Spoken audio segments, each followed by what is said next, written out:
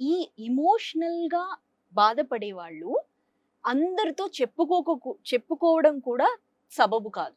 Okay. అంటే ఈరోజు మీరు పొద్దునొచ్చారు. మీ ఇంట్లో ఉన్న ఆ పరిస్థితులతో వచ్చారు. ఆ వైబ్రేషన్‌తో వచ్చారు. నేనొచ్చాను. నేనన్నాను, నాకు ఈరోజు మా ఇంట్లో బాగా గొడవయింది. మీరు మంచి స్థితిలో ఉంటే, అంటే మంచి వైబ్రేషన్‌లో ఉంటే, మీరు పాజిటివ్‌గా చెప్తారు.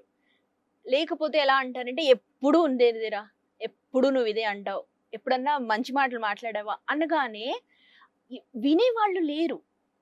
నేనెవరితో చెప్పాను అనేది కాదు, చెప్పిన వాళ్ళు ఎలాంటి వాళ్ళు అనేది తెలియాలి. తెలియాలి. అక్కడే మనకు ప్రాబ్లమ్. అంటే ఇప్పుడు ఇంట్లో పెళ్లి చేసుకొని పా అమ్మాయి ఇంట్లో ఉంటుంది. అత్తగారి ఇంట్లో ఉంటుంది. పొద్దున్నే కాల్ ఎక్కడికెళ్తది? అమ్మ దగ్గరికెళ్తది. అమ్మ ఈరోజు ఇలా అయింది, అలా అయింది. రిలేషన్‌షిప్‌లో మెయిన్. అయితే మమ్మీ ఒక సలహా ఇస్తారు. అది ఇక్కడ పాటిస్తారు. ఇక్కడ అడ్జస్ట్ అవ్వరు. సో, భేదాలు, విభేదాలు అక్కడ కలుగుతుంది.